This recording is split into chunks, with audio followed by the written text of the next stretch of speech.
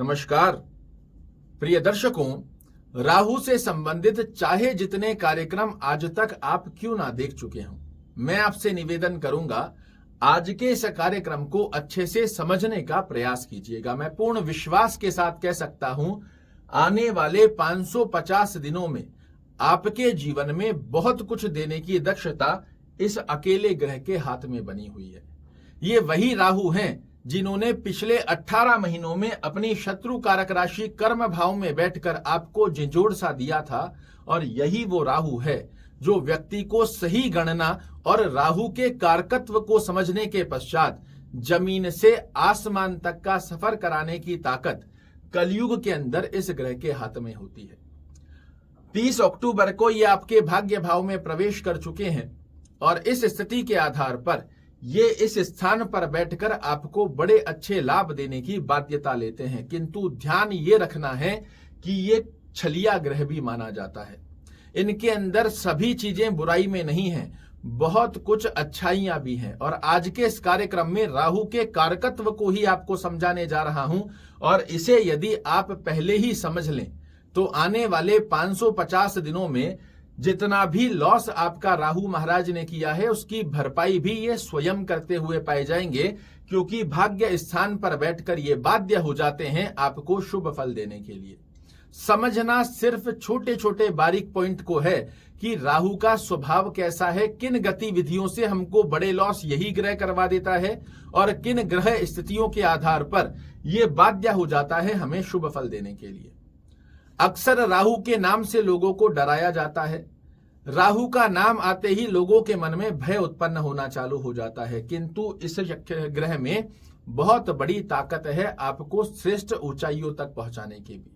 और उन अच्छाइयों को यदि आप समझ लेते हैं तो निश्चित रूप से आपको बहुत बड़े लाभ देखने को मिलते हैं। आइए समझने का प्रयास करते हैं। राहु महाराज आपके भाग्य में आए हैं, ये एकदम से आपको भाग्य दृष्टिकोण में बूस्टअप देने की बाध्यता बनाएंगे। अब आप देखिएगा, एकदम से आपके कार्यों के अंदर तीव्रता के साथ सफलता का योग प्राप्त होना प्रारंभ होगा। और जैसे ही व्यक्ति को सफलता मिलती है उसका ओवर कॉन्फिडेंस घमंड में परिवर्तित हो जाता है। ये ग्रहों के कारकत्व की स्थिति में राहु का योग बता रहा हूं कि क्या अवस्थाएं आपके साथ बनने वाली है और किन बातों का आपको ध्यान रखना होगा। यहां सफलता भाग्य के साथ जोड़ते हुए राहु महाराज आपको देंगे, किंतु हवाई फायर की स्थितियों में ओवर कॉन्फिडेंस आपको बिल्कुल भी नहीं लाना है। ओवर कॉन्फिडेंस अच्छा होता है, किंतु उस ओवर कॉन्फिडेंस के चलते घमंड जो शब्द है उसे अपने जीवन में ऐड यदि आप नहीं करते हैं तो यहां पर राहु महाराज आपको बड़े अच्छे लाभ देंगे। अन्यथा जैसे ही व्यक्ति को भाग्य का साथ मिलना चालू होता है उनका ओवर कॉन्फिडेंस घमंड में आ जाता है कि अब तो सिर्फ अपने ही दिन है, अब जो मैं करूंगा वही होगा, बहुत परेशान हो लिया, अब मेरा दिन आया है, मेरा समय आया है, मुझे तो बहुत कुछ श्रेष्ठ ऊंचाइयों को हासिल करना है। बहुत अच्छा है, हासिल करना चाहिए और हर व्यक्ति करता भी है, किंतु इसके व्यक्तित्व को जब तक नहीं समझोगे ना, यही ग्रह आपको श्रेष्ठ ऊंचाई पर पहुंचाकर तुरंत रूप से अपने व्यक्तित्व के आधार पर नीचे भी गिरा देता है।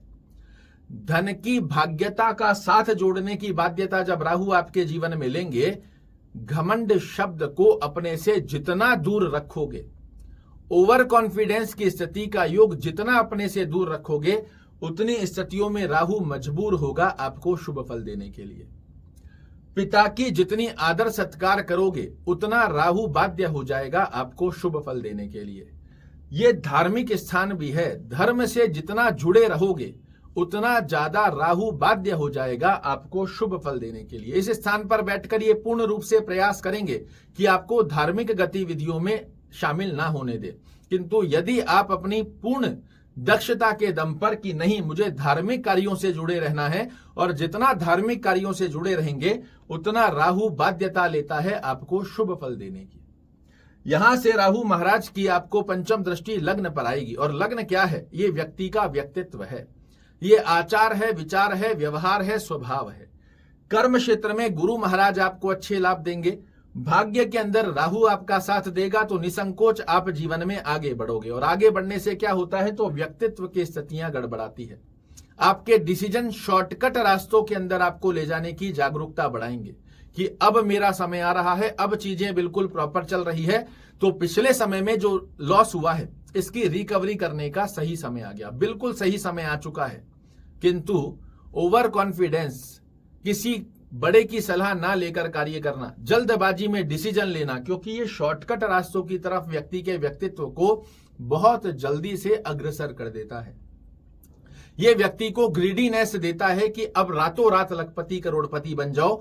इस गतिविधि को अपने व्यक्तित्व के अंदर जितना आप ऐड नहीं करोगे, जितना इस व्यक्तित्व से, शॉर्टकट रास्तों से दूर रहोगे, उतनी ज्यादा बाध्यता लेते हैं राहु महाराज आपको अच्छे फल देने के लिए। शेयर मार्केट में सब लोग कह रहे हैं बहुत पैसा है, मैं शेयर मार्केट खेलना आज से चालू करूंगा, पता पड़ेगा शॉर्टकट लगाने गए और जो अपनी जेब में था वो भी दे दिया। यहां इस गतिविधि से जितना दूर रहेंगे, कर्म क्षेत्र की सकारात्मकता दिलाते हुए देवगुरु बृहस्पति आपको धन से भी परिपूरित करेंगे। देवगुरु बृहस्पति आपको कर्म क्षेत्र में भी श्रेष्ठ लाभ देंगे और उस स्थिति के आधार पर राहु बाध्य होगा आपको शुभ फल देने के लिए। किंतु शॉर्टकट रास्तों से बचकर चलना है। जब भी दिमाग के अंदर आए कि शॉर्टकट रास्ता अपना लेते हैं, किसी व्यक्ति ने कह दिया कि इस जगह पैसा इन्वेस्ट कर दो, बहुत रातों रात, बहुत 6 महीनों के अंदर ही ये डबल हो जाएगा, समझ जाइएगा राहु का प्रभाव आपके मस्तिष्क के ऊपर होना प्रारंभ हो गया है। तुरंत रूप से वहां से पीछे आ जाओगे। ये ज्योतिष के माध्यम से ही आप समझ सकते हो, क्योंकि जब व्यक्ति के साथ ऐसी गणना होती है, आप अगर मेरी बात को ध्यान से सुनोगे तो ध्यान में आएगा कि नहीं, गुरुजी ने बताया था कि ये कार्य नहीं करना है, बिल्कुल पीछे हो जाओ, सात्विक दृष्टिकोण से कार्य करेंगे, सफलता मिलेगी। दूसरी स्थिति के अंदर इनकी सप्तम दृष्टि जाएगी आपके पराक्रम भाव में, और ये है क्या, ये मेहनत का घर है। और ये मेहनत करने के अंदर आपको कैसी अवस्था बनाएगा, तो कम मेहनत में कैसा धन अर्जित किया जाए उसकी तरफ बार बार आपका आकर्षण बढ़ाता है, घूम फिरकर वही शॉर्टकट का रास्ता। मेहनत नहीं करनी, ऐसा दिमाग चलाऊंगा जो रातों रात लखपति करोड़पति बना दे, और रातों रात में कोई नहीं बनता, ये आप सभी लोग जानते हैं। मेहनत के पश्चात ही व्यक्ति को जीवन में श्रेष्ठ सफलता का योग रहता है। जैसे ही मेहनत से जी चुराने का मन करे, तुरंत रूप से समझ जाइएगा कि राहु का प्रभाव आ रहा है, और अपनी मेहनत में संलग्न होकर अपने रोड मैप को क्लियर करते हुए यदि आप आगे बढ़ोगे, ये बाध्य हो जाएगा आपको शुभ फल देने के लिए। यहां से नवम दृष्टि जाएगी राहु महाराज की पंचम भाव पर। ये क्या है, तो ये जुआ, सट्टा, लॉटरी, शेयर मार्केट का स्थान है। इन स्थितियों के तरफ बार बार आपका आकर्षण बढ़ाएगा। किंतु एक गुप्त सूत्र आज ले जाइए आप, राहु महाराज आपको बाध्य होते हैं भाग्य का साथ दिलाने के लिए, किंतु यहां से राहु महाराज क्या हैं, तो ये बृहद कारक ग्रह हैं। 18 महीनों की एक स्थान पर इनका विचरण होता है, अर्थात ये लॉन्ग ड्यूरेशन के अंदर आते हैं।